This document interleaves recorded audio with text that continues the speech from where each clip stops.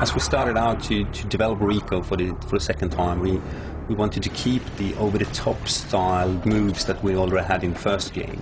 It's a bit crazy, it's a bit unrealistic, but it's really fun and it looks very cool. Just Cause 2 it's not realistic. We don't want it to be realistic. It's more like the laws of physics on drugs. Really, really, really fast-paced action. You're using stunts to get around quickly, you're using stunts in combat pretty much all the time. You can jump from vehicle to vehicle, you can climb around on the vehicles, you can steal one of their vehicles, drive alongside one of the other chasing vehicles, jump up to the roof, shoot their tire off. Maybe plant C4 on their roof, then jump to another vehicle and set it off.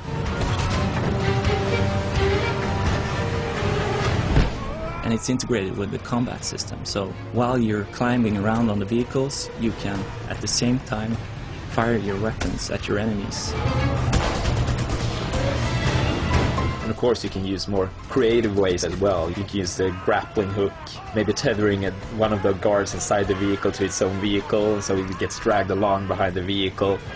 What happens if you tether the car to one of the statues that you pass along the way? I'm losing control! They've got me!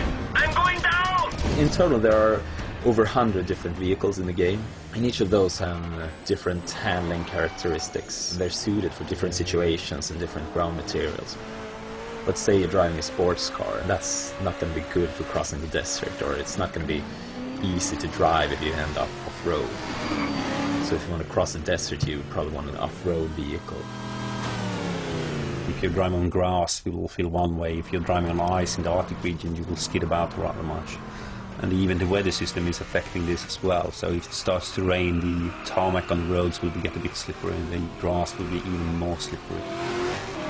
We have a quite advanced real-time damage and deform system for the vehicles. So you're going to see parts flying off in real time, you're going to see it deform in real time, and that also influences handling. If you damage the engine, it's going to start to sound weird and go slower. You can of course blow tires, and that's going to make it difficult to control. We want it to be over the top, we want it to be crazy, so you can do really, really stupid stuff here. You can drive faster, you can brake harder, you can accelerate faster than any real world car can.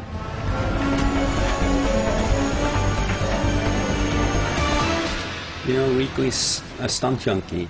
That's what he does, and that's what he does best.